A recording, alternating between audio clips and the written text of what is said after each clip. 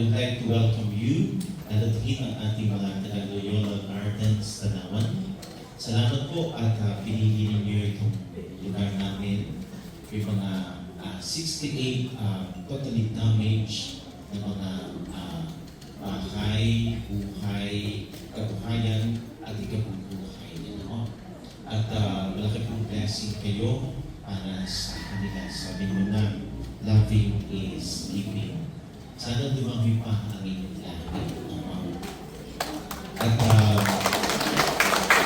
bigyan sila ng in kind or in cash cake.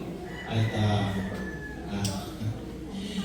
biro ko no, kinakonceptualize ito. Kausap ko sila Jubel at sa Harriet. Ano ba sila? Wala.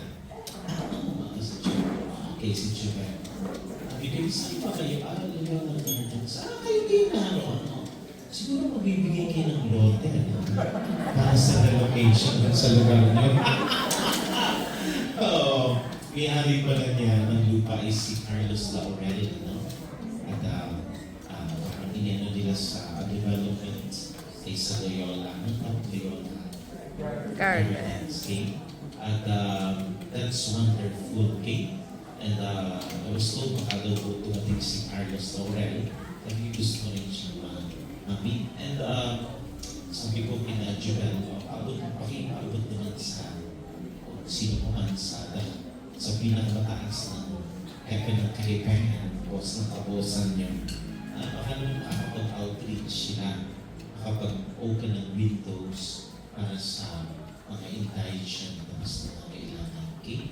Paano naman meron konting kanon para sa kanila sa inyong proyekto dito ng Loyola Gardens sa Tawaten niyo.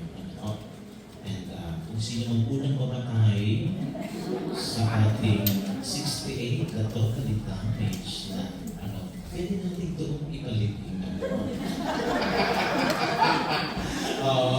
At maraming nangangailangan sa parokya natin at gusto rin niya yung cake or outreach cake.